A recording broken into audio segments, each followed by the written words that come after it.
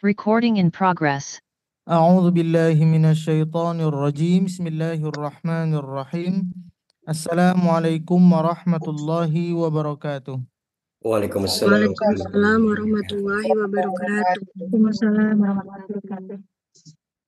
رب اشرح لي صدري ويسر لي أمري واحلل عقدة من لساني يفقه قولي الحمد لله رب العالمين حمدا يوافي نعمه ويكافئ مزيده يا ربنا لك الحمد كما ينبغي لجلال وجهك الكريم وعظيم سلطانك اللهم صل وسلم على سيدنا محمد وعلى آل محمد والحمد لله رب العالمين. Alhamdulillah Ustaz Abu, ibu-ibu yang dirahmati dan diberkahi oleh Allah Subhanahu wa taala. Pertama sekali mari kita bersyukur kepada Allah Subhanahu wa taala. Alhamdulillah siang hari ini Allah masih berikan kita nikmat iman, nikmat Islam, nikmat kesehatan dan kesempatan. Kita bermohon kepada Allah Subhanahu wa taala semoga dari seluruh nikmat dan karunia yang Allah berikan kepada kita menjadi wasilah untuk terus meningkatkan ketakwaan kita kepada Allah Subhanahu wa taala. Selanjutnya tak lupa pula kita berselawat kepada junjungan kita Nabi besar Muhammad sallallahu alaihi wasallam. Allahumma salli wa sallim ala sayyidina Muhammad wa ala ali Muhammad. Semoga dengan kita selalu memperbanyak selawat kepada baginda Rasulullah sallallahu alaihi wasallam, kiranya kita layak dan berhak mendapatkan syafaat dari beliau. Amin ya rabbal alamin. Alhamdulillah ibu dan Ustaz Abu yang dirahmati dan diberkahi oleh Allah Subhanahu wa taala. Untuk mempersingkat waktu, mungkin langsung saja untuk kegiatan berikutnya. Acara berikutnya adalah pemaparan materi lanjutan, yaitu tentang The Script of Tibun Nabawi. Kepada Ustaz Abu, falyatafaddal mashkura wa ma'jura. Jazakallah khair Ustaz. Bismillahirrahmanirrahim. Assalamualaikum warahmatullahi wabarakatuh. Waalaikumsalam warahmatullahi wabarakatuh. Innal hamdalillah nahmaduhu wa nasta'inuhu wa nastaghfiruh wa na'udzu billahi min shururi anfusina wa min sayyiati a'malina wa may yahdihillahu fahuwal muhtad wa may yudlil falan tajida lahu waliyyan mursyida. Asyhadu an la ilaha illallah wahdahu la syarika lahu wa asyhadu anna sayyidana wa habibina wa syafi'ina wa maulana Muhammad wa ala alihi wa sahbihi ajma'in. Wa qala Allah ta'ala fil kitabihil karim a'udzu billahi minasyaitonir rajim wa idza maritu wa huwa yashfin ila al-akhiri al-ayah. Wa qala Allah ta'ala aizan wa nunazzilu minal qur'an ma huwa shifaa'u wa rahmah lil mu'minin wa la yazidu zalimina illa khasara. Wa qala Rasulullah sallallahu alaihi wasallam Allahumma inni as'aluka al-'afwa wal 'afiyah fid dunya wal akhirah. Allahumma inni as'aluka al-'afwa wal 'afiyah fid dini wa dunya wa ahli wa mali. Allahumma astur 'aurati wa amin rawati. Allahumma fanni min bayni yadayya wa min khalfi wa an yamini wa an simali wa min fawqi wa a'udzu bi 'azamatika an ukhtala min tahti. Sadaqallahul azim wa sadaqa Rasulullahul karim wa nahnu ala dzalika minasyahidin wasyakirin walhamdulillahi rabbil alamin. Kepada Ustaz Zulfirman yang sama-sama kita hormati dan mudah-mudahan dirahmati oleh Allah Subhanahu wa taala. Dan juga kepada seluruh ibu-ibu di berbagai daerah atau negara masing-masing yang sampai hari ini semoga terus-menerus diberikan kekuatan, kesehatan lahir dan batin, terutama diberikan keimanan, keislaman, dan keistiqomahan di dalam menyempurnakan ketaatan kepada Allah diberikan keistiqomahan dalam penghambaan diri kita kepada Allah Subhanahu wa taala. Sebelum saya lanjutkan, saya mau bertanya kepada ibu-ibu sekalian, apakah suara Ustaz terdengar dengan jelas? Jelas Ustaz. Jelas Ustaz. Jelas Pak Ustadz. Baik, alhamdulillah. Mari kita bersyukur yang tak terhingga kehadirat Allah Azza wa Jalla. Di siang hari ini Allah masih memberikan keberkahan hidup yang banyak kepada kita, hingga kita masih diberikan kesempatan untuk bermuajahah, untuk berkumpul dalam kebaikan, bersama dalam kebaikan, dan terus-menerus berproses untuk menggapai kebaikan yang banyak baik di dunia maupun di akhirat. Kemudian bersoleh dan salam semoga Allah limpah curahkan kepada junjungan kita Nabiullah Nabi besar Muhammad sallallahu alaihi wa ala alihi wasallam, dan juga kepada seluruh pengikutnya hingga akhir zaman nanti. Ibu yang dirahmati Allah, alhamdulillah pada kesempatan ini kita melanjutkan pemaparan kita, kajian kita tentang The Script of Tibun Nabawi. Sebagaimana yang sudah dirancang sebelumnya, ya, terkait dengan perencanaan-perencanaan dakwah dan kebaikan At-Tibun Nabawi, bahwa ini adalah workshop yang kedua dan terakhir. Hari ini pemaparan terkait dengan preview At-Tibun Nabawi yang terakhir. Nah, setelah ini nanti mudah-mudahan majelis taklim Ahlul Quran dan semua pengurus dan majelis-majelis yang mendukung kajian ini nanti buat perencanaan terkait dengan pembuatan kelas-kelas yang lebih serius, lebih sistematis, gitu ya, dan kemudian orang lingkupnya jelas dan kurikulumnya tentunya juga jelas, gitu ya. Baik, kita masih akan melanjutkan pembahasan yang lalu tentang At-Tibun Nabawi, ya, tentang At-Tibun Nabawi. Tentang apa ibu-ibu? At-Tibun Nabawi. At-Tibun Nabawi. Ya, mohon maaf ibu-ibu, Ustadz biasa kalau ngajar online itu atau ngajar yang langsung itu interaktif ya.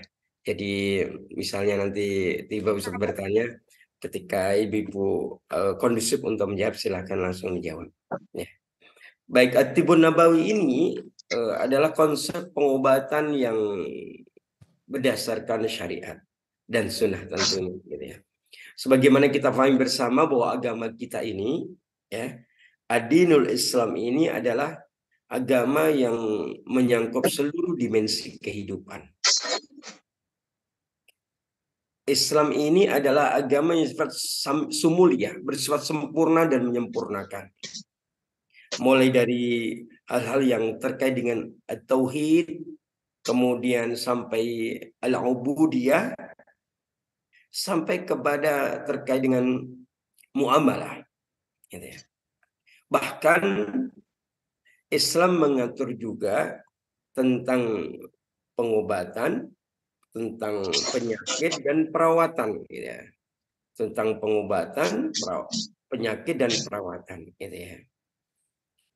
Hal inilah yang sebenarnya harus kita pahami, gitu ya, bahwa agama kita ini sekali lagi tidak hanya mengatur pada aspek ibadah madhah atau ghairu madhah, tapi juga menyangkut hal-hal yang berhubungan dengan dunia sosial dan juga hal-hal yang berhubungan dengan bagaimana Islam memberikan tuntunan hidup sehat.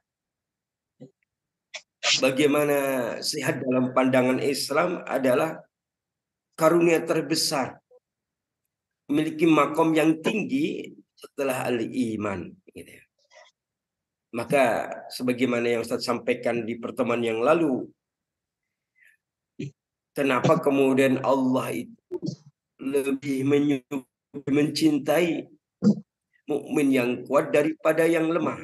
Hal ini karena mukmin yang kuat tentu lebih bisa memberikan banyak manfaat dan kemaslahatan bagi dirinya, keluarganya, dan bagi umat yang banyak. Ibu-ibu yang dirahmati Allah Subhanahu wa taala. Nah, selanjutnya gitu ya. Kita pertegas kembali. Kalau kita bicara Tibun Nabawi, berarti kita bicara tokoh sentral Dan tokoh sentralnya ya tidak lain adalah Rasulullah Sallallahu Alaihi Wasallam. Rasulullah Muhammad Sallallahu Alaihi Wasallam. Gitu ya. Ya, Imam Bukhari menjelaskan dalam kitab sahihnya, gitu ya. Di mana di situ ada sebuah riwayat yang menunjukkan bahwa Rasulullah itu seorang dokter, gitu ya. Jadi suatu saat seorang laki-laki mendatangi Rasulullah Sallallahu Alaihi Wasallam. Laki-laki ini menceritakan perihal saudaranya yang menderita atau punya keluhan sakit perut. Gitu ya. Maka Nabi bersabda, minumkan madu untuknya. Jadi Rasulullah ketika ada orang yang menyampaikan keluhan tentang perut, langsung berikan resep, langsung berikan obat, minumkan madu untuknya. Gitu ya. Maka kemudian laki-laki itu kemudian pergi, ya, menemui saudara yang sakit perut tadi dan memberikan minum madu. Ya. Setelah ini minum madu, beberapa setelah minum madu, ternyata gitu ya, sakit perutnya bertambah parah. Harapannya setelah minum madu yang pertama ini, rasa sakit perutnya berkurang. Tetapi yang terjadi justru rasa sakitnya bertambah parah. Maka laki-laki ini kemudian datang lagi untuk yang kedua, menemui Rasulullah SAW dan menyampaikan tentang kondisi saudaranya yang sakit perut tadi. Kemudian ketika laki-laki datang yang kedua kalinya, Rasulullah pun masih memberikan jawaban yang sama. Minumkan madu untuk saudaramu itu. Maka laki-laki itu pun pulang dan berikan minum madu untuk kedua kalinya. Ternyata sama. Ketika meminum madu, penyakitnya juga tak kunjung sembuh. Hingga untuk ketiga kalinya datang kepada Rasulullah dan menyampaikan keluhan tentang saudara yang sakit perut, dan Rasulullah kembali memberikan jawaban yang sama. Minumkan madu. Minumkan madu. Hingga kedatangan yang keempat kalinya, ya, kemudian menyampaikan, laki-laki menyampaikan keluhan dan kondisi perut ya, sakit perut saudaranya semakin melilit gitu. Maka Rasulullah pun menjawab begini, Allah Maha benar dan perut saudaramu itu yang berbohong, gitu. Nabi menyampaikan begitu. Kemudian Nabi menyampaikan, berikan minum madu. Ini yang keempat kalinya. Jadinya apa? Laki-laki itu pulang dan kembali memberikan minum madu. Hingga akhirnya ya, keluhan di perut saudaranya ini sembuh. Dan kemudian saudara ini sembuh total dari sakit perut. Inilah sebenarnya kalau dalam kaitannya dengan kaitannya dengan tahapan-tahapan pengobatan itu terjadi yang disebut dengan DOC, ya, Direction of Cure, ya. Jadi itu nanti akan, kalau dalam perkuliahan Tibbun Nabawi itu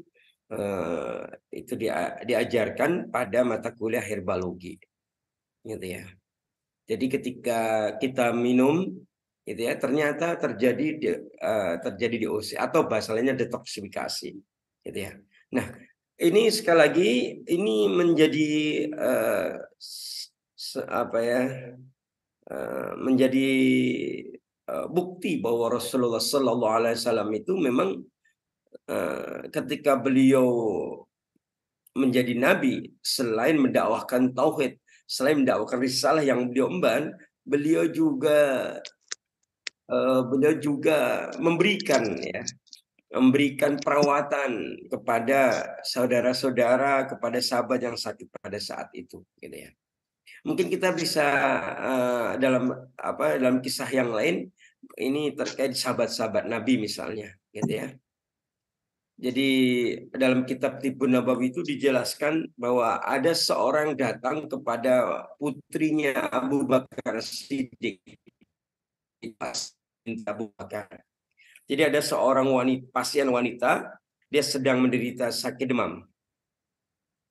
Jadi ada pasien wanita sakit demam, kemudian dia datang ke Asma binti Abu Bakar, gitu ya.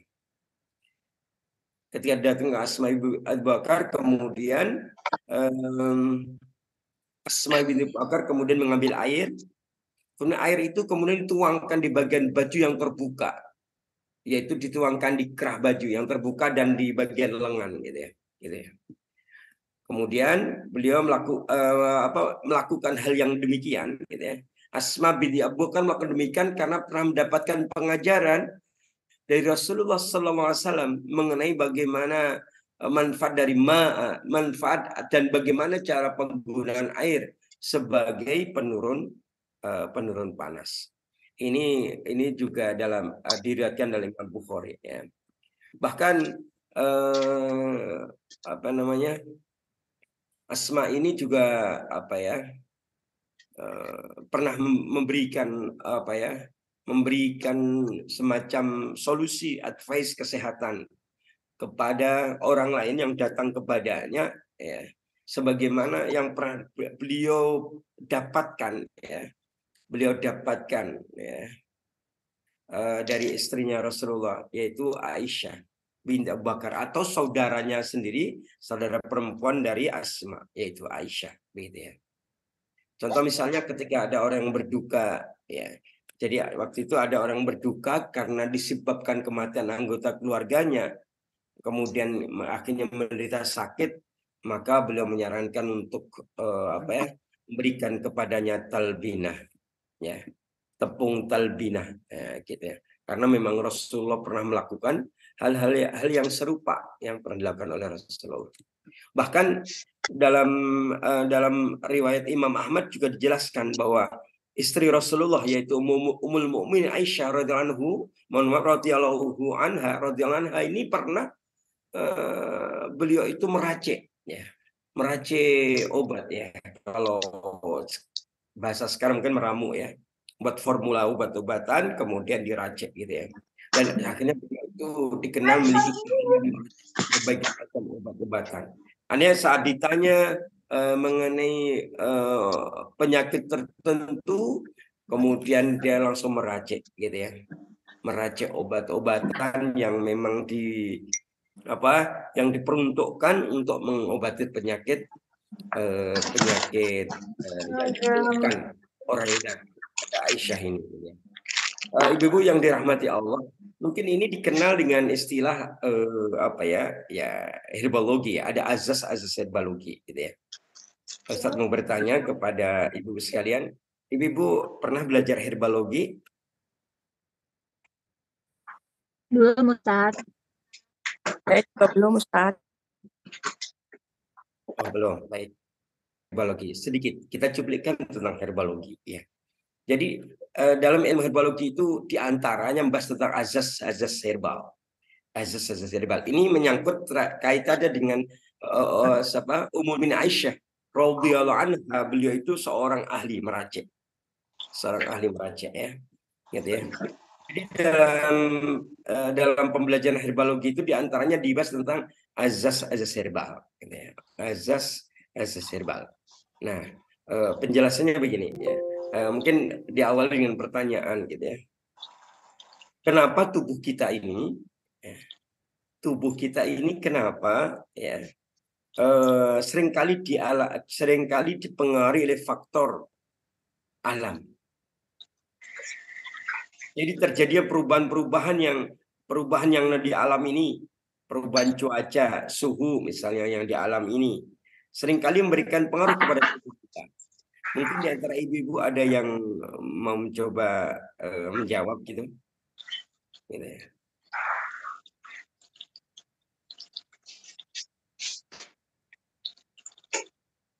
Ada? Atau mungkin pengalaman ibu-ibu sendiri ketika musim dingin apa yang dirasakan apa? Ketika musim panas yang dirasakan apa, gitu.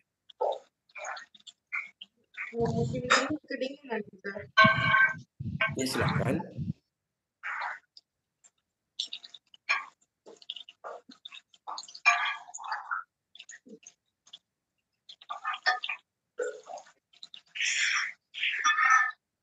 Ustaz boleh ulang pertanyaannya?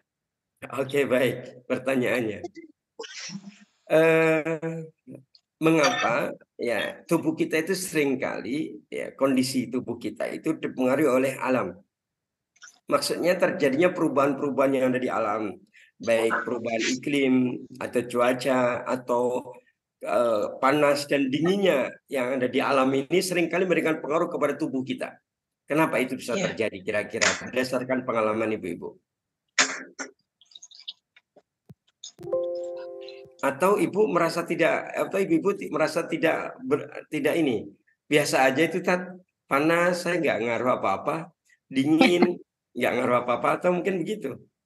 Mungkin Dinginnya beradaptasi kedinginan. ya Pak Ustadz. Ya, Panas baik. kepanasan. Iya. Misalnya begini ibu-ibu ya.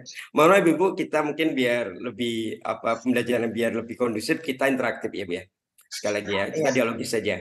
Jadi ibu kalau cuacanya panas gitu, apa yang dirasakan di badannya ibu-ibu? Saya jadi lemah Ustadz, ngantuk Lemah. dan lemah. Ya. Ah. Jadi lemah ya. Gitu ya. Adakah yang ketika panas gitu tiba-tiba kulitnya gatal-gatal gitu?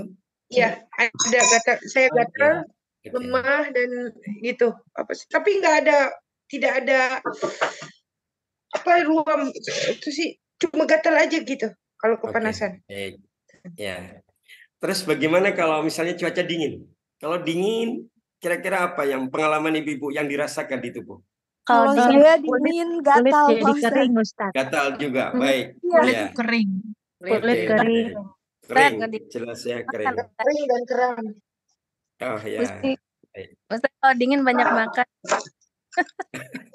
Carinya Betul bakso sekali ya. kalau musim dingin. Kalau dingin kita banyak Lapar Ustadz. lapar ya, banyak makan ya.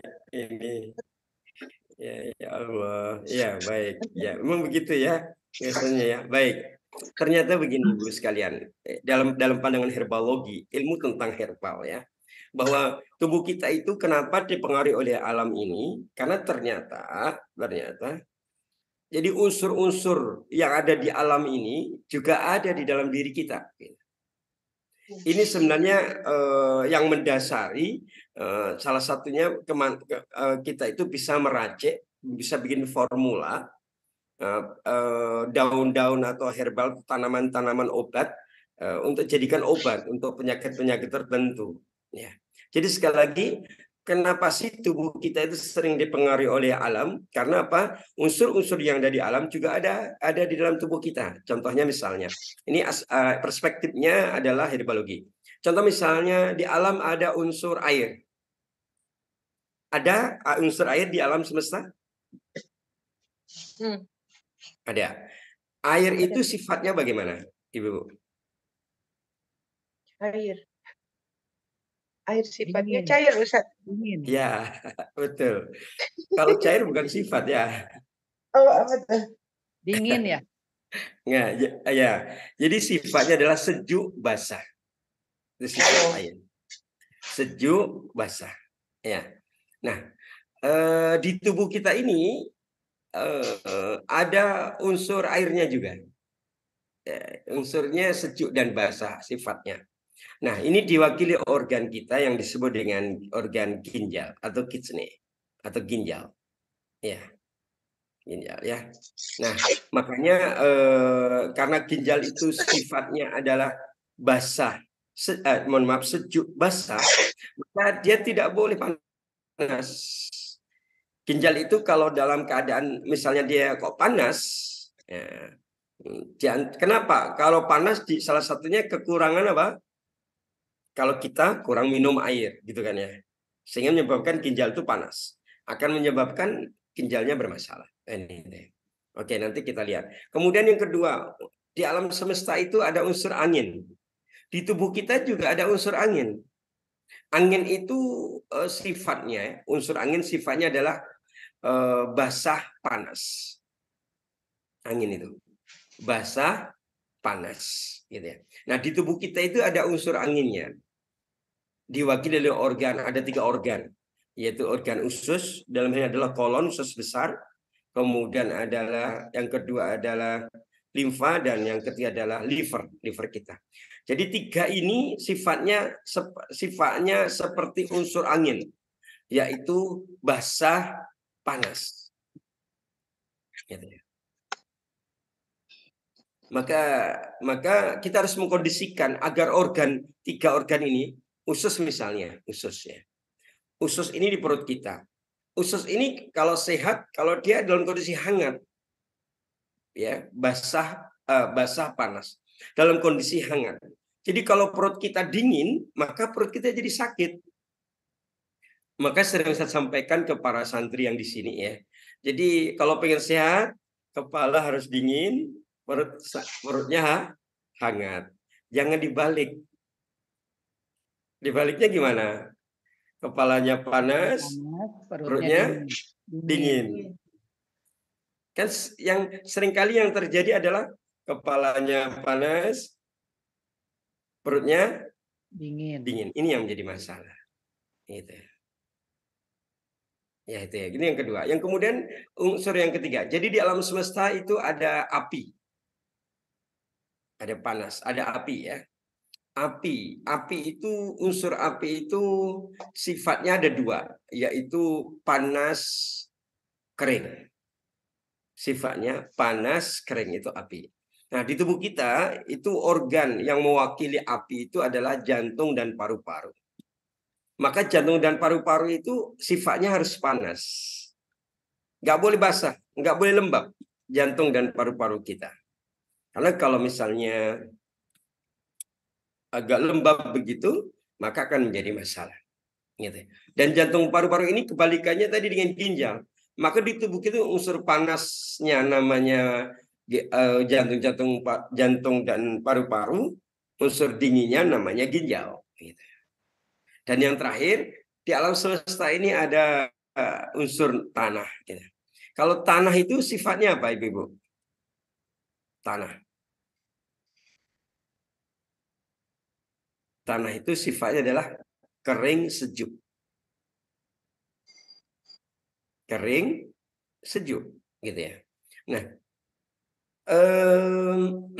kalau di tubuh kita itu ada organ yang mewakili unsur tanah yang sifatnya kering sejuk, yaitu darah. Darah kita itu sifatnya adalah kering dan sejuk. Kering sejuk, gitu ya.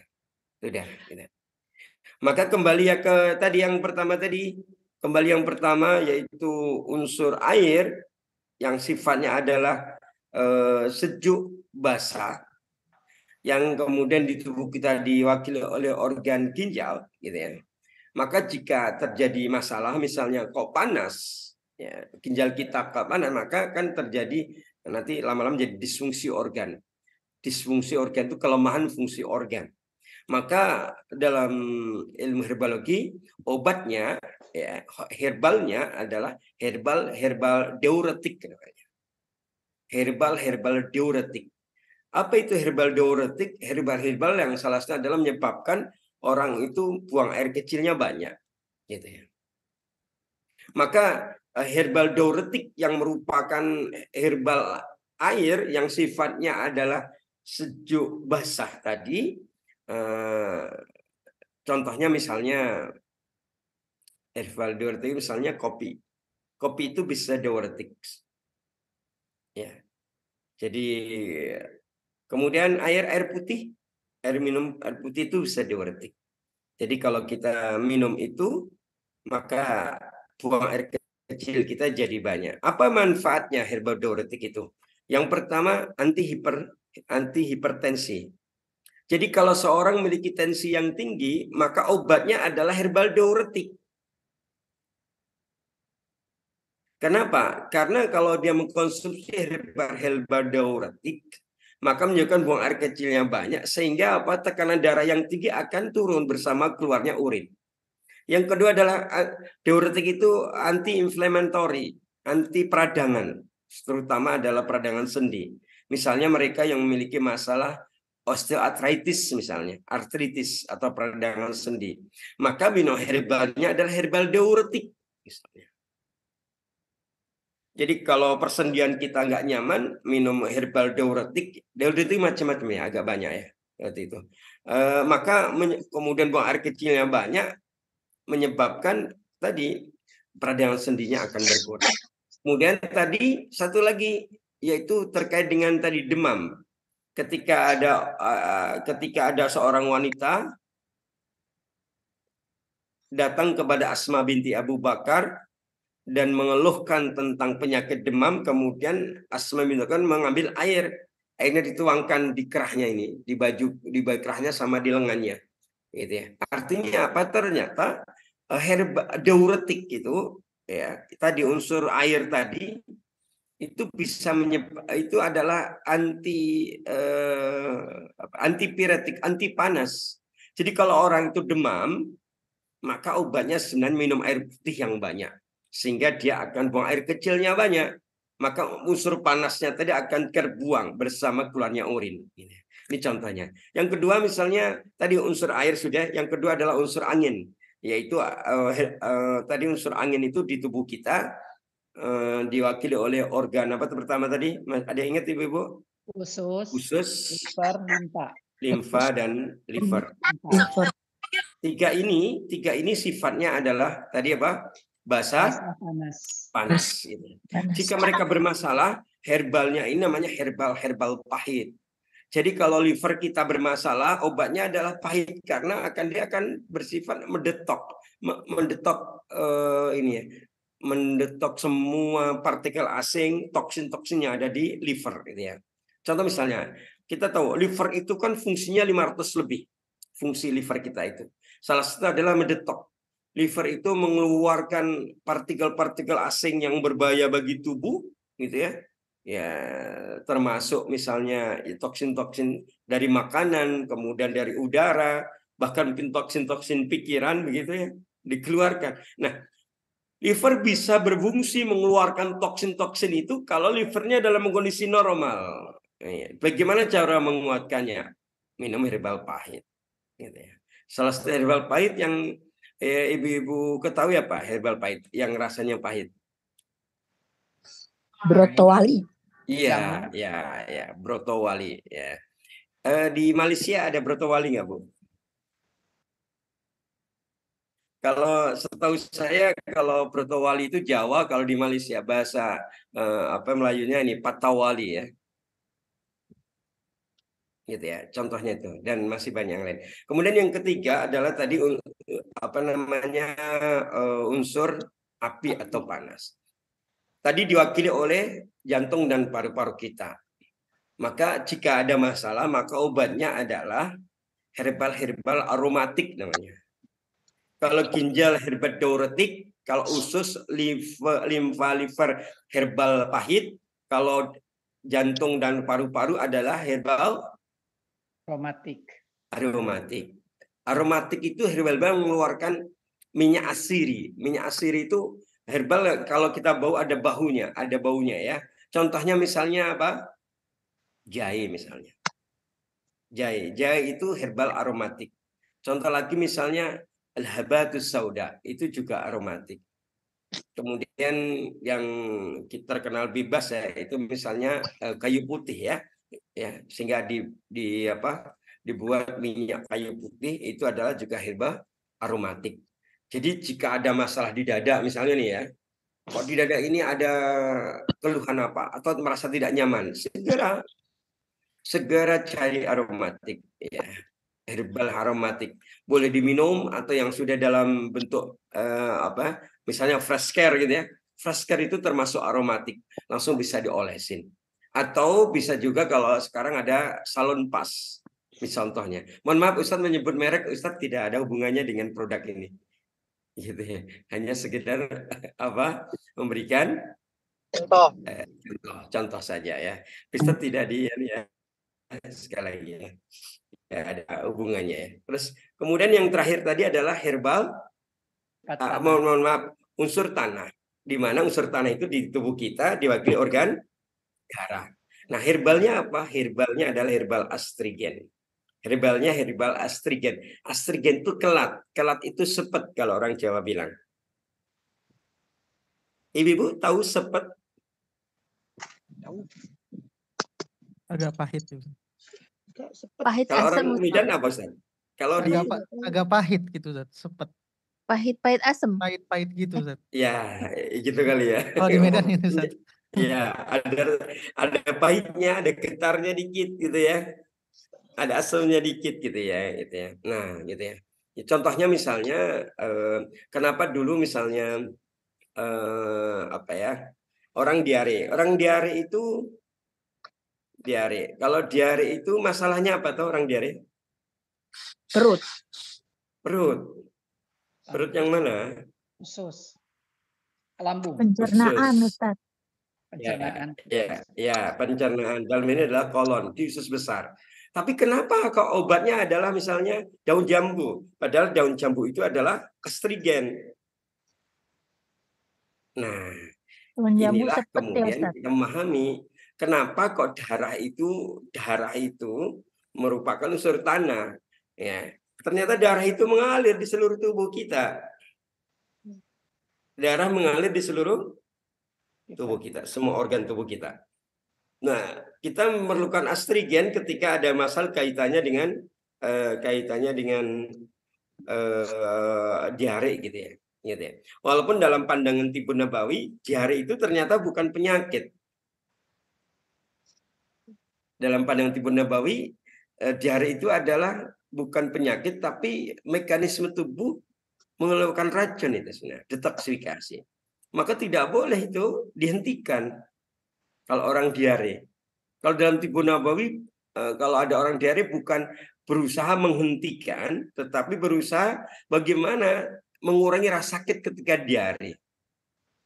Jadi kalau dalam pandangan Tibbun Nabawi, kalau orang diare suruh nuntasin, karena lagi proses detoksifikasi. Sakit Ustadz. Nah itulah Tibbun Nabawi kemudian memberikan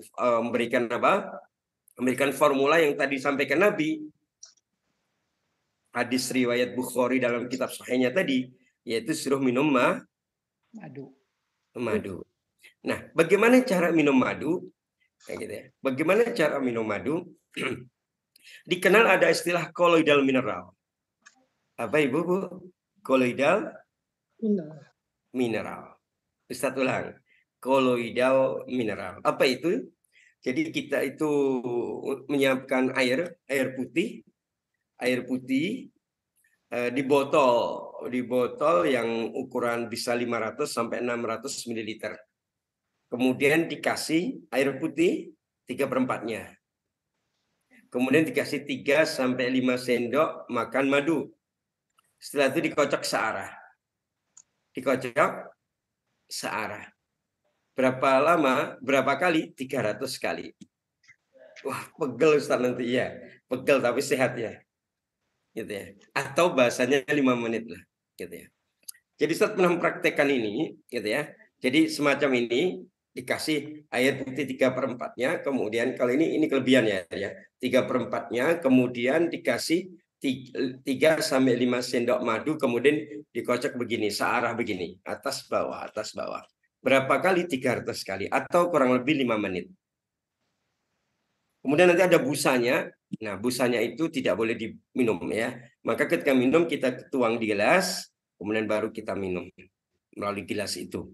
Manfaatnya apa? Tadi manfaatnya kalau kita minum itu bagus sekali buat perut, gitu ya. Bahkan tidak hanya penyakit fisik ya, tapi penyakit yang kaitannya dengan fisik gitu. Ya, Ustadz pernah meruqyah. Ketika diruqyah ada pasien sakitnya di perut. Wah, kemudian dia nggak bisa muntah. Sakit di perut, kemudian tidak bisa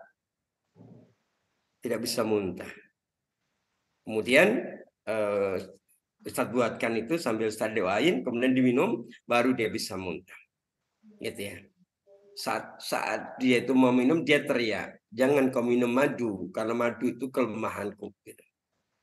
Itu dia bilang begitu. Mungkin yang ngomong bukan dirinya, gitu.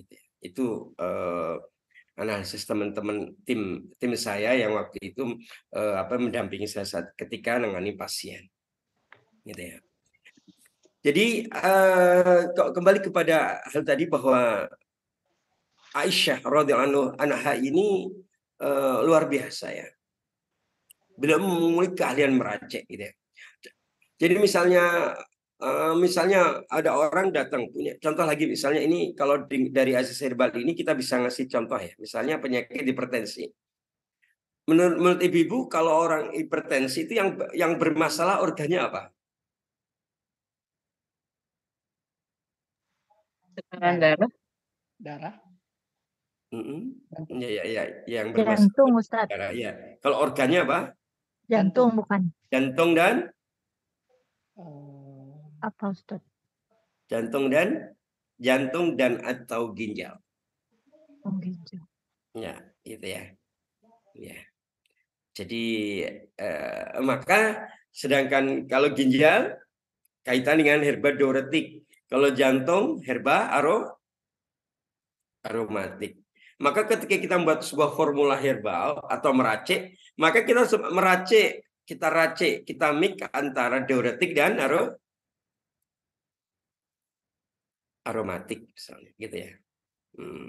Ya. Contoh lain misalnya, mungkin ibu-ibu pernah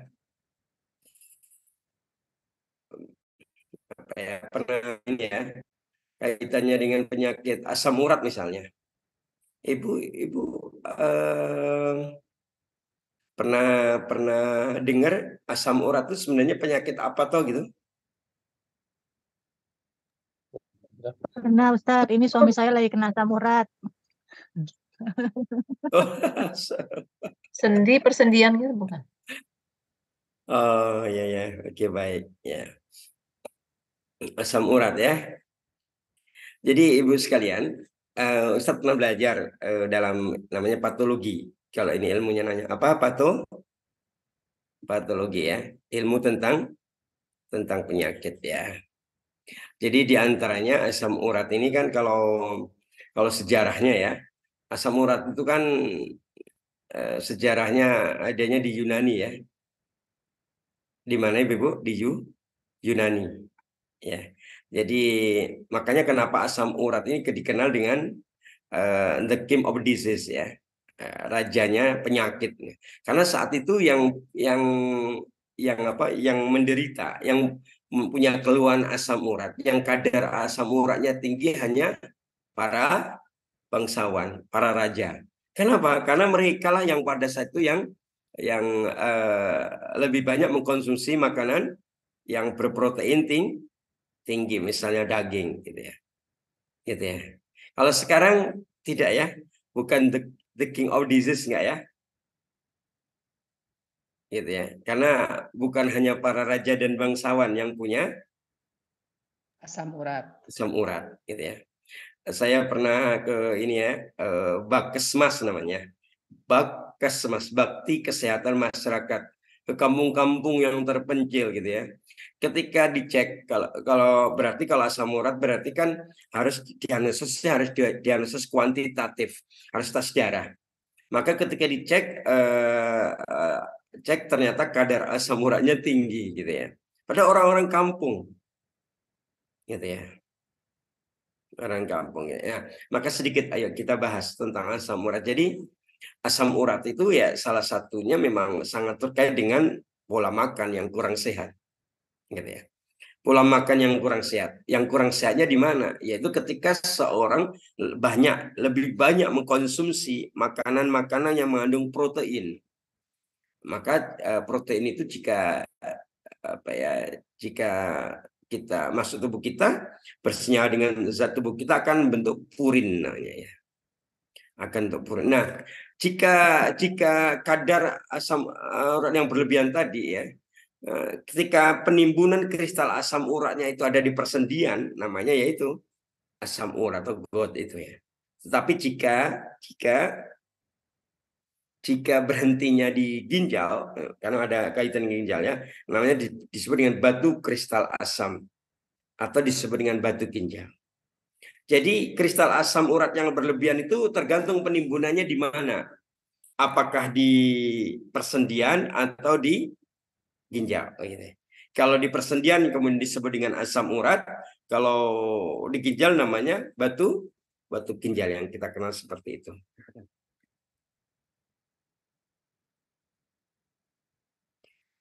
Nah, terus bagaimana ini kalau berarti kalau asam urat kaitannya dengan organ apa Ibu? Kaitannya dengan organ Ginjal ya, Ustaz. lah. Unsur Kaitannya apa? apa? Unsur Darah. air. Darah. Ya, kaitannya darah gitu ya. Makanya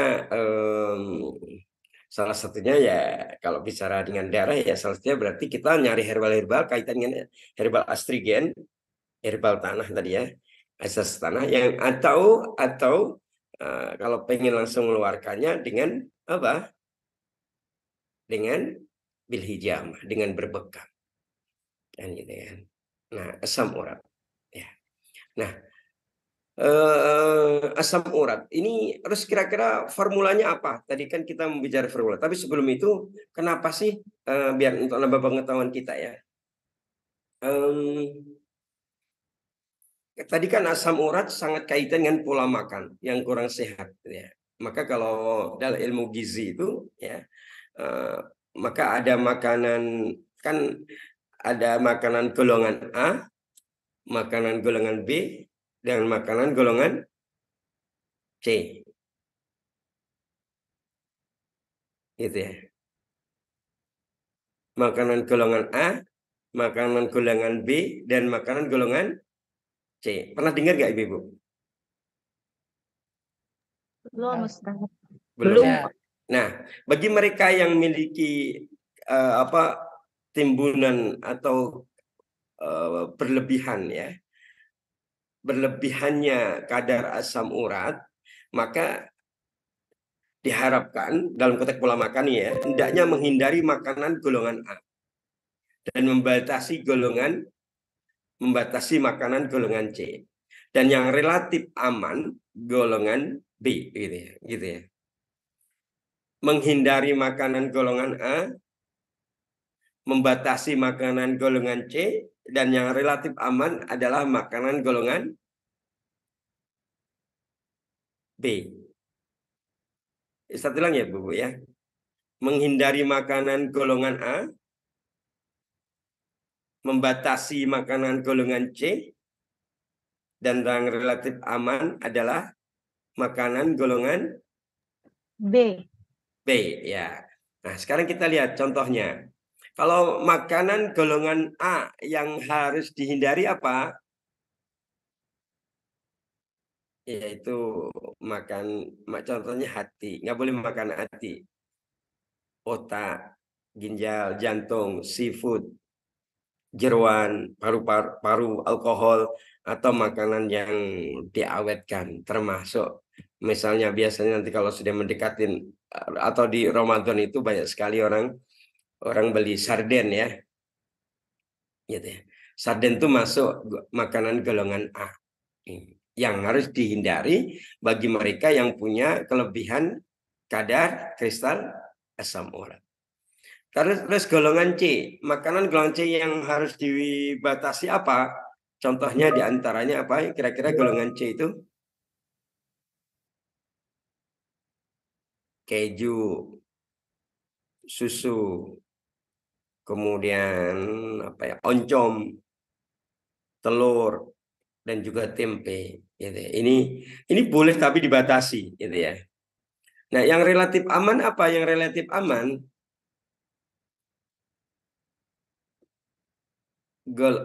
makanan golongan B. Apa makanan B itu? Ya, daging sapi, ikan laut. Ya.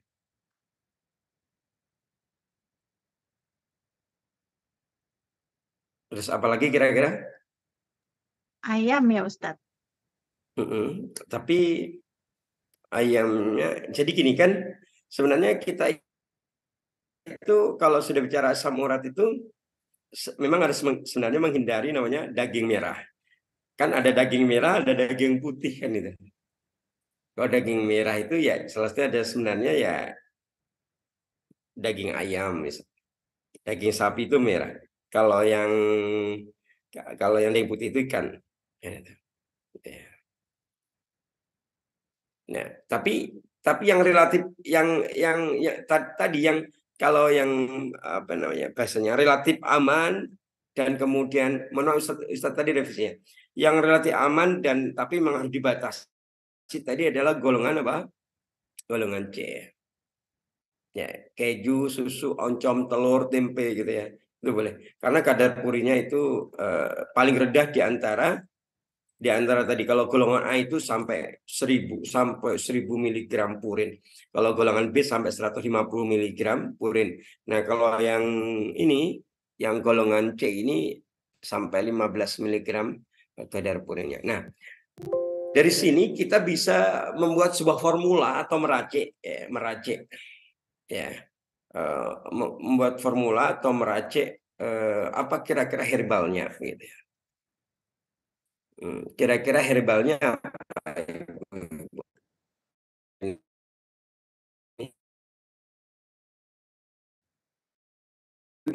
Ada ibu yang tadi suaminya Samurat pernah nggak dibuatkan racikan herbal begitu? Pernah apa minum serai ya? Serai Ustadz sama daun salam ya. Minum serai, daun salam. Oke. Serai, kemudian daun salam. Terus apa lagi? Sudah itu. Jahe. Jahe. Entar dulu. Asam urat tadi kaitannya berarti dengan darah. Kalau darah berarti herbal apa? Yang tanah ya Ustadz. Tanah, berarti astrigen ya. Herbal astrigen gitu ya. Tetapi kalau bicara meracik itu biasanya kalau meracik itu kita tidak hanya menggunakan herbal tunggal. Jadi kalau meracik itu berarti kita menggunakan beberapa macam herbal gitu ya. Termasuk misalnya tadi ada daun salam misalnya bisa gitu ya. Gitu ya. Kemudian yang lainnya misalnya ini boleh nggak Ustadz mau ngasih resep? Ya, mau Ustadz. Boleh ya. Nah, Mau. jadi gini. Ya, cukup sebenarnya kalau bicara asam urat, kalau kita menggunakan pendekatan herbalogi itu, kita menggunakan tiga macam herbal. Pertama adalah sambiloto, yang kedua kunyit, yang ketiga daun salam. Sambiloto, kunyit, dan daun salam. Caranya gimana? Kita ambil 10 gram sambiloto, 10 gram sambiloto kering, ya. Ini simplisia ya, sambiloto kering. Jadi 10 gram sambiloto kering atau simplisianya ditambah 20 gram kunyit, ini juga simplisia, ditambah 15 lembar daun salam. Ini juga kering daun salamnya. Kemudian direbus di panci stainless atau di kuali tanah. Jadi setelah kita siapkan 10 gram sambiloto yang kering, 20 gram kunyit dan 15 lembar daun salam, kemudian itu dicuci, setelah itu direbus. Ketika direbus, masukkan 600 cc air, sisakan separuhnya, yaitu 300 cc. Nah, 300 cc ini kemudian dijadikan 2 gelas, diminum pagi dan sore. Gitu. Nah, ini menggunakan pendekatan tadi ya, herbalogi ya. Ini contoh kaitannya dengan asam urat ya. Ibu-ibu yang dirahmati Allah Subhanahu wa taala. Nah, selanjutnya itu ya. Dalam sejarahnya, oke, sebelum selanjutkan cukup ya tadi ya. Tentang asam urat udah selesai soalnya nih. Cukup ya, Bu ya. Maaf, Ustadz mau tanya, boleh? Ya. Kalau sayuran yang bisa mengandung asam urat itu ada kan? Ada bayam. Bayam. Terus Buncis. kalau kangkung? Iya. Oh. Bukan yang hanya berwarna putih aja ya sayuran katanya. Ya, jadi itu kalau biasanya itu golongan ini ya, makanan golongan jenis B ya. Jenis B ya. Jadi ya itu mesti jenis B itu ya kembang kol, ya bayam, kembang kol. buncis, asparagus, ya, paprika. Soalnya ini apa kandungan purinya sampai 150 mg gitu ya. Walaupun yang paling banyak tadi ya golongan A tadi ya. Itu sampai 1000 mg kandungan purinya gitu ya. Gitu ya. Ustadz boleh bertanya? Ya. Ustadz kalau yang pengentalan darah masih berhubungan dengan yang ini enggak Ustadz, dan asam urat? Pengentalan darah. Ya. Itu boleh di untuk herbalnya. Oke. Kalau pengentalan darah, ya, pengentalan darah itu apa ya? Bahasanya itu hal yang berbeda dengan asam urat ya. Tapi masih tadi tetap berhubungan dengan herbal astrigen, berhubungan dengan unsur tanah gitu ya. Nah, kalau pengentalan berarti salah satunya begini, disebabkan oleh adanya partikel-partikel asing di dalam darah gitu ya, di dalam darah gitu ya. Kan kalau kita kan memiliki dua pembuluh darah besar ya. Yang pertama disebut dengan pembuluh arteri atau nadi ya, di mana di pembuluh arteri ini jantung memompa darah dari jantung menuju seluruh tubuh, dan ini darahnya hangat atau panas. Kemudian membawa nutrisi dan oksigen, kemudian didistribusikan ke seluruh organ tubuh kita. Yang kedua adalah pembuluh darah besar adalah namanya pembuluh vena atau pembuluh balik. Nah, yang melewati pembuluh balik ini dari tubuh menuju jantung ini darahnya ada dingin, gitu ya. Dan ini kalau apa namanya, kalau dalam salah satunya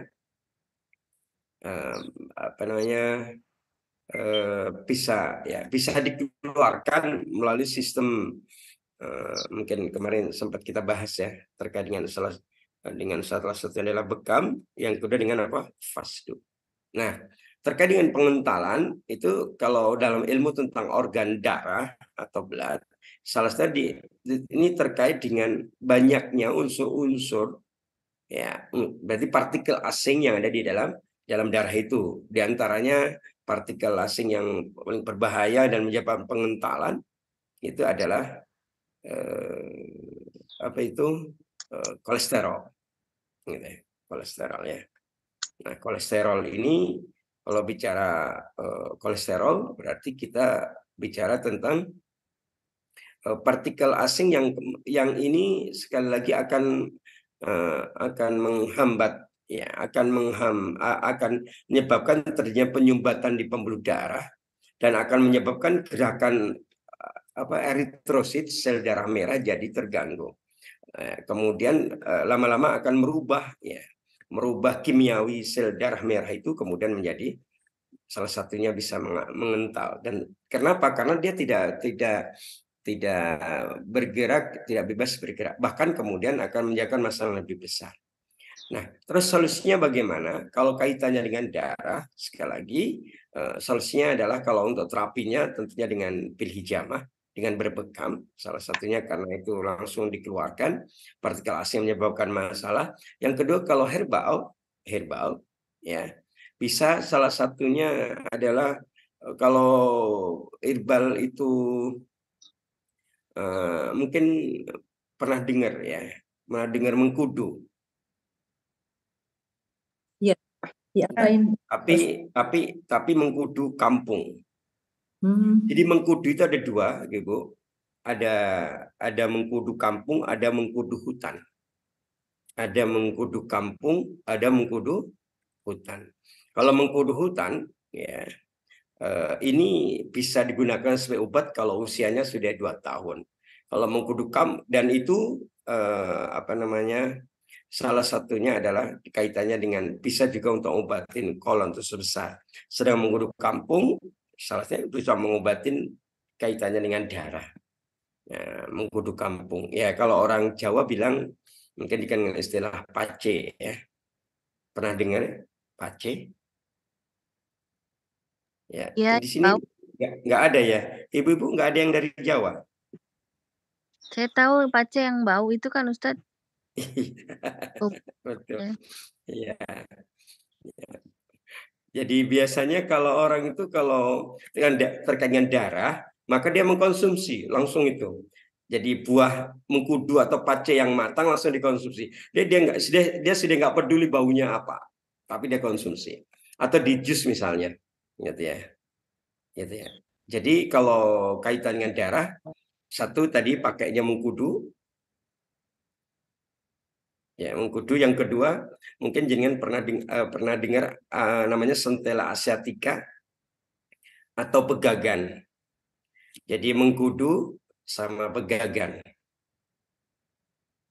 Kemudian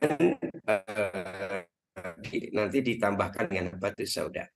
Nah, kalau misalnya mau disinergikan lagi, berarti dari unsur binatang atau hewan. Nah, gitu. Karena ada memang obat dari unsur binatang, misalnya mungkin pernah dengar squalene, minyak squalene. Squalene itu adalah minyak hati dari ikan hiu botol disebutnya. Ikan hiu tapi yang kecil-kecil yang hidup di dasar laut, di mana 2/3 dari tubuhnya itu adalah hati atau livernya, dan itu berisi squalene, minyak squalene. Ya, gitu ya. Salah satunya di situ bisa kenapa kok kemudian bisa hidup di dasar di dasar yang di situ oksigennya nggak ada. Karena tadi di livernya itu, di hatinya ikan ini menyimpan oksigen yang sangat banyak, gitu ya. Maka pengentalan itu bisa diobati dengan tadi misal mengkudu, Centella asiatica atau pegagan ditambah dengan squalene, minyak squalene atau squalene ya namanya ya, minyak itu. Gitu ya. Bisa yang curah, bisa kalau sekarang kalau di tempat itu ada yang bentuknya sudah berkapsul gitu ya. Bahkan ada juga yang bentuknya soft gel gitu ya, kapsul tapi soft gel. Ada yang kapsul yang hanya berminyak misalnya, yang bentuknya minyak. Begitu mungkin Ibu yang tadi bertanya kaitan dengan Oh ya, Pak Ustadz, maaf. Jadi dalam pengentalan darah ini yang kita harus diobati yang pertama sekali selain partikel-partikel asing itu mungkin kolesterolnya gitu ya Pak Ustadz? Ya.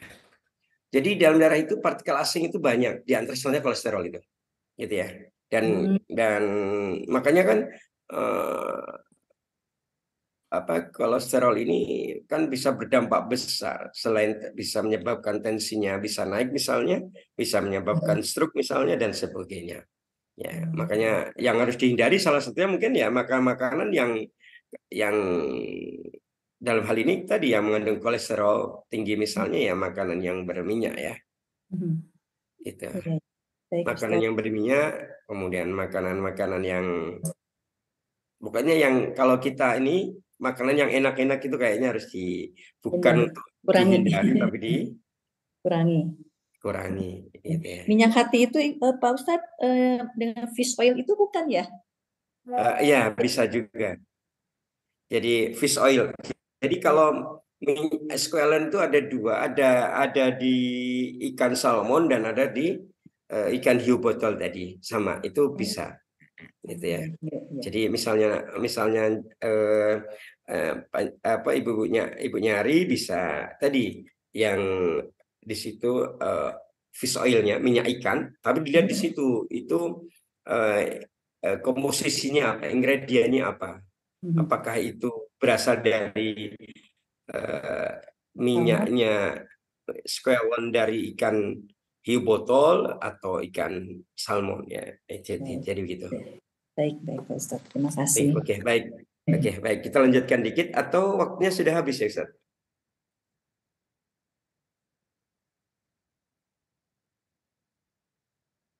Ustadz Zulfirman? Ya Ustadz. Iya, waktunya masih ada? Sampai pukul 3 Ustadz. Di tempat Ustadz sekarang siang maghrib jam berapa? Asar jam berapa Ustadz? Jam 3 lewat dikit. Oh jam 3 lewat dikit. Mungkin sekitar 5 menit lagi Ustadz. Nanti sesi tanya jawab Ustadz. Oke. Kayaknya tadi sudah tanya jawab. Atau Ibu ada yang mau bertanya kembali lagi? Menit. Assalamualaikum Ustadz. Ya. Salam ya Bu Imas. Ya. Ustadz maaf tadi mau tanya yang kunyit 20 gram itu dikeringkan dulu atau masih Ya, Paling itu benar. yang kering. Tadi yang berarti ini untuk asam urat tadi ya Bu ya. Ya, Jadi betul. mulai sambiloto, kemudian kunyit dan daun salam semua bentuknya simplicia atau daun kering. Gitu ya. Jadi apa namanya? Berarti kalau daun kering itu berarti kunyit itu sudah diiris-iris kemudian sudah dijemur itu ya, sudah kering. Baik, Oke baik. gitu. Terima kasih Ustadz. Oke, baik. Maka kita tambahkan dikit dulu ya sebelum nanti mungkin kita ke Rajab ya. Jadi kita memang harus bersemangat ibu-ibu sekalian untuk mempelajari Tibun Nabawi ini gitu ya. Karena di sini ada dalam Tibun Nabawi itu salah satu landasannya sebenarnya adalah wahyu berdasarkan Quran dan Sunnah gitu ya. Bahkan dalam sejarah itu ada apa ya, ada tokoh ya. Kalau dalam sejarah kedokteran Islam itu ya, terambil dari kitab Usdu wal Ghobah. Dalam kitab Usdu al Ghobah ini di situ salah satunya dijelaskan tentang ada tokoh seorang perempuan. Nah, seorang perempuan namanya Rufaidah binti Sa'ad al-Ansyoriyah. Rufaidah binti Sa'ad al-Ansyoriyah. Beliaulah satu-satunya yang pemilik perkemahan yang berusaha sebagai rumah sakit. Yang sehingga dalam sejarah kedokteran Islam rumah sakit pertama sekali dalam sejarah itu ya ini. Jadi Nabi itu kan Nabi dan para sahabat kalau setiap mau perang itu di belakang itu ya, di barisan belakang ada apa rescue ya, tim rescue atau tim tim pengobatnya ya, tim merawatnya. Dan salah satunya adalah di situ ada tenda besar yaitu di situ yang mulai ada Rufaidah binti Sa'ad al-Ansyoriyah gitu ya. Dan perkemahan inilah yang kemudian menjadi sekali lagi cikal bakal rumah sakit Islam ya dalam sejarah kedokteran Islam. Bahkan dalam kitab yang lain misalnya kita Asyirah Ibnu Hisham dijelaskan bahwa di perkemahannya Rufaidah ini gitu ya. Ini saat pada waktu Sa'ad bin Mu'ad itu terluka di sebuah peperangan Khandaq.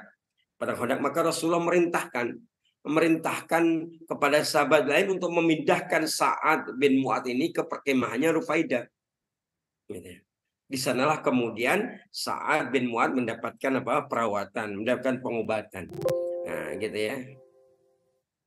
Bahkan ketika luka kan Sa'ad bin Mu'ad ini kan darahnya terus mengalir. Maka diberikan terapi. Kalau dulu awalnya disebut terapi Kai. Dan ini awal-awal diperbolehkan oleh Nabi, setelah itu tidak diperbolehkan.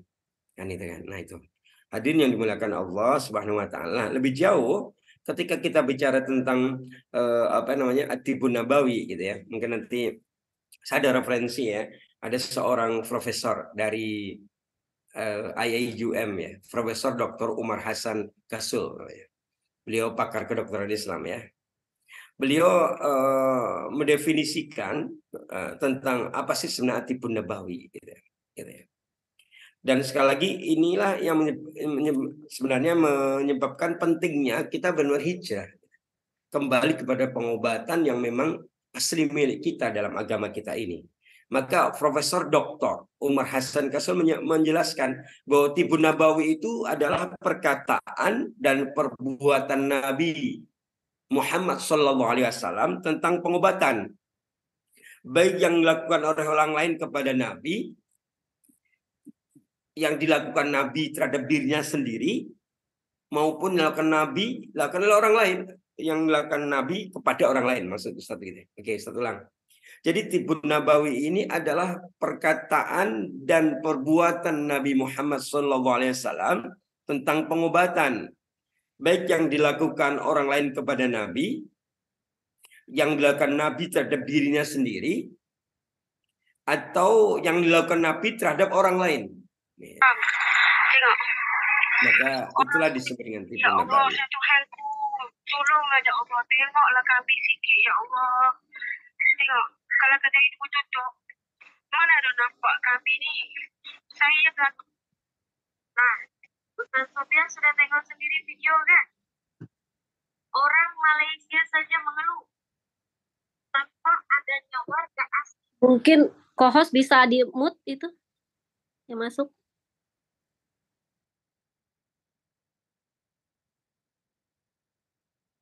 Baik, saya lanjutkan dikit. Terus kenapa kita harus mempelajari dan praktekkan? Apa sih pentingnya? Karena kita harus memahami bahwa sumber dari Tibbun Nabawi itu tentunya dari kitab-kitab hadis, kitab-kitab sirah, kan gitu kan. Nah, jadi di antara bersumber dari wahyu, kemudian bersumber dari praktek yang dilakukan oleh Nabi, ya. Kemudian pengobatan masyarakat Arab pada saat itu, gitu ya. Bahkan mungkin ada seorang yang bernama siapa ya namanya, lupa ya. Dalam Tibbun Nabawi itu ada seorang ulama dan dia seorang dokter namanya Ibnu Qayyim al-Jauziyah ya. Beliau menulis kitab yang tadi ya, kitab yang berjudul At-Tibbun Nabawi itu. Maka dalam kitab itu beliau menegaskan bahwa konsep kedokteran Islam itu atau At-Tibbun Nabawi ini adalah pengobatan yang bersumber dari Al-Quran dan Sunnah, terpingkai dengan keimanan kepada Allah Subhanahu wa Ta'ala. Terpingkai dengan keimanan kepada Allah Subhanahu wa Ta'ala. Jadi gitu. Nah, di situ dia mencoba untuk salah satunya misalnya mengangkat kisah tentang Musa alaihissalam. Gitu ya. Jadi Musa ini kan seorang nabi yang bisa bercakap dengan Allah gitu ya. Maka suatu hari Nabi Musa ini sakit gigi. Sakit apa? Ibu-ibu? Sakit gigi. Kemudian diminta kepada Allah, ya Allah, saya sakit gigi, obatnya apa? Kemudian Allah memberikan resep, suruh makan rumput. Jadi ada getah rumputnya itu yang ini ya. Kemudian dimakan, kemudian sembuh. Kemudian apa? Sembuh. Nah, kemudian di hari yang lain ada seorang yang sakit gigi dan datang kepada Nabi Musa dan minta nasihat, minta advice-nya. Saya sakit gigi, kira-kira apa nih obatnya? Gitu ya. Maka sebagaimana yang Allah pernah berikan kepada Musa, kemudian Musa kan ini suruh makan apa tadi rumput ya. Nah, ternyata tidak sembuh. Kemudian dia komplain kepada Musa. Gitu ya.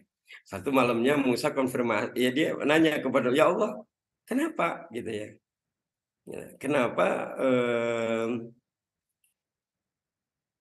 sakit sakit gigi sakit gigi orang yang datang kepadaku, kemudian saya kasih resep pakai makan rumput kok tidak sembuh.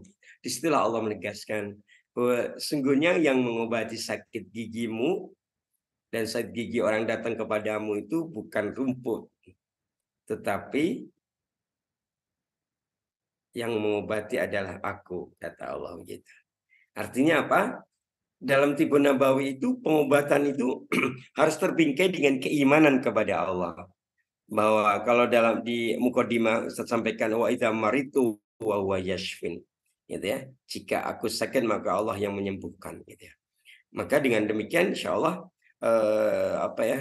kita itu melakukan perkara-perkara apapun kaitannya dengan dunia pengobatan, dunia pola hidup sehat, pola makan yang sehat, pola pikir yang sehat, ketika terbingkai dengan keimanan kepada Allah, maka hidup kita semakin nyaman. Ya. Wallahu ta'ala alam. Mungkin begitu dulu untuk pemaparannya, ada beberapa menit kalau misalnya mau masih ada diskusi. Ini kembalikan kepada Ustaz Zulfirman. Wassalamualaikum warahmatullahi wabarakatuh. Waalaikumsalam warahmatullahi wabarakatuh. Masih boleh bertanya? Waalaikumsalam warahmatullahi wabarakatuh. Ya. Syukran Ustadz Abu atas pemaparannya. Jadi banyak sekali alhamdulillah kita banyak mengetahui bagaimana bahwa dalam diri kita ini ada kaitannya juga dengan unsur alam, yaitu angin, air, api, dan tanah. Dan berbagai macam paparan-paparan yang lainnya. Ya. Dari sini ini kayaknya seperti masih ada pertanyaan lagi. Bu Diana mungkin ada mau Saya juga mau. Ya boleh Bu Diana yang pertama ini. Baru nanti disusul yang lain. Ya, Assalamualaikum warahmatullahi wabarakatuh, Ustadz. Assalamualaikum. Iya, Assalamualaikum warahmatullahi wabarakatuh. kan kemarin waktu yang Ustadz kesini kan kita dikasih safron ya Ustadz ya. Saya mau coba. Coba kalau mau tanya, kalau itu saya misalnya kan saya campur dengan second dengan misalnya infus water kurma atau kismis, campur saffron dengan madu tadi juga baik sekali ya. Ya boleh nggak itu kalau saya semalaman terus saya masukin kulkas biar ya lebih gampang lah. Jadi sekalian minum gitu. Gimana Ustaz? Ya, baik. Terkait dengan saffron ya. Saffron itu diantaranya adalah herbal astrigen atau tadi herbal unsur apa astrigen itu? Tanah. Ya, tanah ya. Kalau tanah itu fungsinya apa sih kalau di muka bumi? Basah. Untuk tumbuh tanaman ya. Tanamannya bakal tumbuh kalau tanahnya baik. Demikian di tubuh kita, gitu kan? Kalau darahnya bagus, maka tubuh kita ya jadi bagus. Salah satunya itu. Nah, khusus untuk saffron, saffron ini memang ada resep ya. Di antaranya ada resep dari Sayyidina Ali bin Abi Thalib. Ya, kalau minum saffron dicampur dengan madu, disinergikan. Kalau bahasa herbalnya ya, saffron disinergikan dengan madu, maka itu bisa untuk menguatkan hafalan. Bisa untuk menguatkan hafalan. Pertama, yang kedua, bagaimana kalau disinergikan dengan madu kemudian dengan kurma? Berarti di situ berarti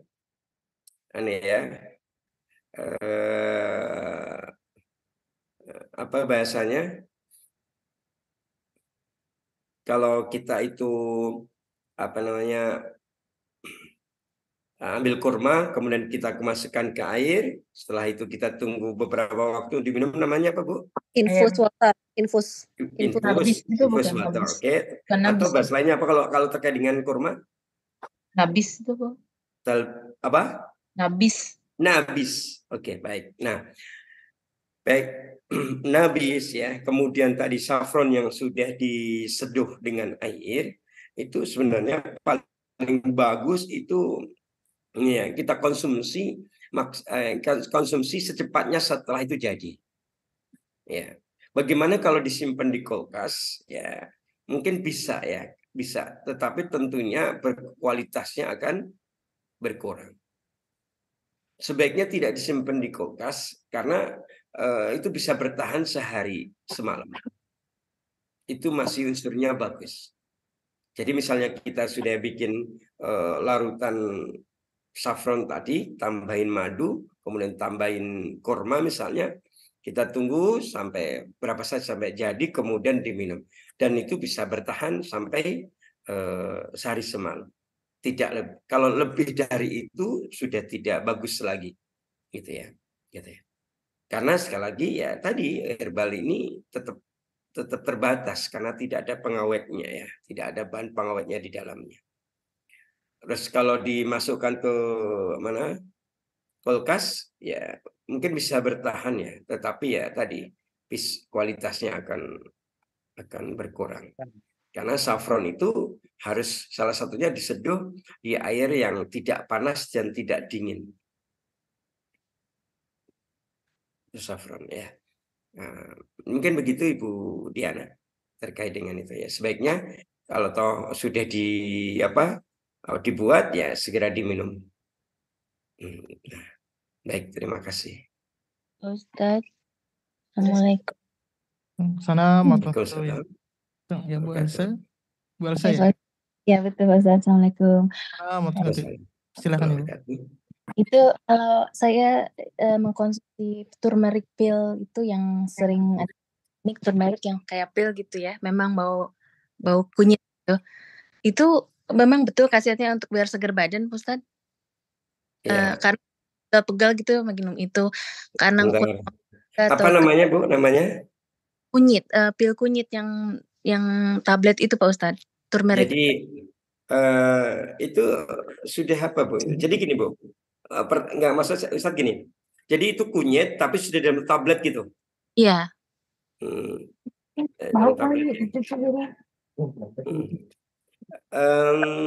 Itu Apakah dijual bebas atau pakai resep dokter? dijual bebas? Apa khasiatnya Pak Ustadz ya? Soalnya saya ikut kata teman aja minum tuh itu Iya. kunyit biar segar tuh. Ikutin tapi Betul. Ya, gimana? kunyit itu memang manfaat, kalau dalam herbologi manfaatnya banyak. Enggak, Ustadz tadi bertanya terkait dengan resep dokter atau dijual bebas, ini kaitan dengan kualitas dari obat itu. Iya. Jadi kalau di herbologi itu Bu, tingkatan herbal itu ada 3. 1 tingkatan jamu namanya. Di atasnya itu namanya obat herbal terstandar. Dan yang paling tinggi namanya fitofarmaka. Nah, fitofarmaka ini sudah dalam bentuk kapsul, tablet, dan ini sudah diresepkan oleh dokter. Dokter boleh meresepkan obat herbal yang sudah level fitofarmaka. Sedangkan untuk jamu dan obat herbal standar belum dibolehkan di rumah sakit atau praktek. Maka tadi kita bertanya itu, berarti kalau dijual bebas, berarti kan mungkin Ibu kemasannya tulis, mohon maaf, itu produk Indonesia atau bukan? Bukan Australia, dari organik turmeric. Di situ ada ini ya, namanya maksudnya kualitas herbalnya apa gitu, ada kah? Oh, nanti saya selidiki botolnya karena Dilihat. ini banyak sekali herbal dijual Pak Ustadz, yang bukan herbal sih, dari garlic, dari apa, udah banyak. Saya jadi pengen tahu karena Australia itu gencar sekali dengan vitamin herbalnya Pak Ustadz. Jadi saya mungkin mereka udah lebih dulu dari kita yang Muslim. Udah gitu. Baik. Jadi gini Bu, jadi tadi ya, terlepas dari manfaatnya, lepas dari tingkatan level herbal yang sudah di ini. Kalau di Indonesia tadi Bu, yang saya jelaskan tadi di Indonesia. Jadi di Indonesia itu ada 3 tingkatan itu. Jadi mulai dari namanya level jamu, di atasnya obat herbal terstandar, dan yang paling bagus namanya fitofarmaka. Nah, secara umum satu memang yang namanya kunyit itu bisa untuk meningkatkan sistem imun atau antibodi. Ya. Jadi itu. Kemudian selain itu yang kedua adalah yang kaitan dengan perut ya. Jadi ada masalah dengan perut. Kalau tadi badan segar berarti kaitan dengan sistem imun. Jadi imunitas sistemnya bisa naik. Kemudian mengatasi masalah dengan perut, misalnya perutnya begah, kembung. Yang ketiga bisa juga terkait dengan masalah rahim. Misalnya masalah senggugut. Senggugut itu nyeri saat menstruasi misalnya, atau rasa tidak nyaman ketika menstruasi kan gitu ya. Kemudian juga ini bisa mengobati mah dan bersifat antidot, yaitu penawar racun gitu ya. Dan sebenarnya masih cukup banyak, dan yang perlu diketahui untuk kunyit ini masuknya kategorinya adalah herbal astrigen. Sehingga cukup banyak manfaatnya seperti yang tadi Ibu sampaikan ya. Mulai dari tadi meningkatkan sistem imun sehingga tubuh jadi fresh, nggak gampang capek, nggak gampang lemes, nggak gampang lelah gitu. Yang kedua tadi untuk perut ya, masalah perut melemah, kemudian kembung gitu ya. Kemudian yang ketiga antidot, penawar racun ya. Karena di usus ya, misalnya ada racun. Jadi racun di sini bukan dalam pengertian toksin tadi ya. Racun, misalnya makanan yang mengandung racun gitu sudah dikonsumsi, maka antidotnya pakai salah satunya dengan untuk obatnya pakai mengkonsumsi kunyit ini gitu. Mungkin itu sebagian dari manfaat dari kunyit itu. Baik Ustaz, jazakumullah khair. Amin. Terima kasih banyak Bu Else. Mungkin kita cukupkan 10 menit lagi Ustaz ya. Masih asar sana masih jam berapa Ustaz? 10 menit lagi masih bisa? 2 menit lagi.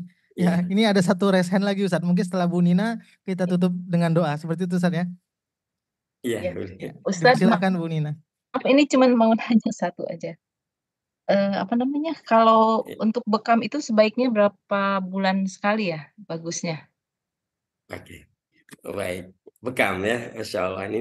Bekam itu kan fungsinya ada 2. bisa untuk preventif dan bisa untuk kuratif. Nah, untuk preventif itu bekam itu dilaksanakan 1 bulan sekali. Itu paling bagus, dan Nabi pun kemudian memberikan tuntunan penanggalannya. Maka ada tanggal-tanggal sunnah di bulan Hijriah, kita itu boleh berbekam tanggal 17, 19 dan 21 di Ayam tanggal Maulud bulan itu ya? Hijriah. Dan ini akan menyembuhkan segala macam penyakit, ya itu ya. Jadi untuk preventif itu sebulan sekali. Ada untuk kuratif, untuk pengobatan itu SOP-nya ya, standar operasional prosedurnya. Misalnya keluhan dia jelas, kemudian datang untuk dibekam, maka bekamnya adalah 2 kali dalam sebulan selama 3 bulan. Kemudian bulan keempat nanti didiagnosis lagi, dilihat progresnya seperti apa bulan keempatnya. Jadi itu. Jadi untuk preventif sebulan sekali itu bagus sekali, ya gitu ya. Kemudian untuk kuratif bisa tadi ketika dia datang kemudian punya keluhan, maka dibekamnya 2 kali dalam sebulan selama 3 bulan. Kemudian baru masuk bulan keempat dievaluasi lagi, progresnya kayak apa dan seterusnya. Yang gitu. Ya. Begitu Ibu Lina. Ya Ustazah. Ustadz. Ya. Jazakillah khair. Amin. Wah, iya. Terima kasih banyak Bu Nina atas pertanyaannya. Ini karena waktu di wilayah Ustadz Abu sudah mendekati waktu asar 1 menit lagi. Kalau di Medan masih 1 jam lagi asarnya Ustadz. Jadi alhamdulillah tadi sudah berbagai macam pertanyaan dari Ibu semuanya. Mungkin untuk pertemuan sesi kedua ini kita cukupkan. Insya Allah nanti kita akan lanjutkan lagi di sesi-sesi pertemuan berikutnya untuk kelanjutan bagaimana kurikulum atau program Tibun Nabawi yang insya Allah kita akan bahas secara sistematis dari mulai dasar hingga akhir insya Allah. Dan kita usahakan nanti ketika offline bagaimana praktek dari materi Tibun Nabawi ini. Mungkin itu saja Ibu-Ibu ya Ustadz. Yang menutup doa saya atau Ustadz ini? Iya, mungkin langsung saja untuk mendapatkan keberkahan dari Allah Subhanahu wa taala kita tutup kegiatan acara kita hari ini dengan doa. A'udzu billahi minasy syaithanir rajim. Bismillahirrahmanirrahim. Alhamdulillahi rabbil alamin. حمدا يوافي نعمه ويكافئ مزيده يا ربنا لك الحمد كما ينبغي لجلال وجهك الكريم وعظيم سلطانك اللهم صل وسلم على سيدنا محمد اللهم اغفر لنا ذنوبنا ولوالدينا وارحمهم كما ربونا صغارا ولجدنا ولجداتنا ولمشايخنا ولأساتذتنا ولمن حضرنا ولمن غاب عنا ولجميع المسلمين والمسلمات والمؤمنين والمؤمنات الأحياء منهم والأموات إنك على كل شيء قدير اللهم إنا نسألك علما نافعا ورزقا حلالا طيبا وعملا متقبلا سبحانك لا علم لنا إلا ما علمتنا إنك أنت العليم الحكيم ربنا ظلمنا أنفسنا وإن لم تغفر لنا وترحمنا لنكونن من الخاسرين ربنا آتنا في الدنيا حسنة وفي الآخرة حسنة وقنا عذاب النار وصلى الله على سيدنا محمد وعلى آله وصحبه وسلم سبحان ربك رب العزة عما يصفون وسلام على المرسلين والحمد لله رب العالمين. Alhamdulillah Ustaz Abu dan Ibu-Ibu sekalian, mudah-mudahan kegiatan kita, tausiah kita hari ini mendapatkan keberkahan dan ridhonya Allah Subhanahu wa taala. Saya dan Ustaz Abu kiranya dalam penyampaian ada yang kurang tepat, ada tidak kurang pas, saya mohon maaf. Saya akhiri. Wassalamualaikum warahmatullahi wabarakatuh. Waalaikumsalam. Waalaikumsalam warahmatullahi wabarakatuh.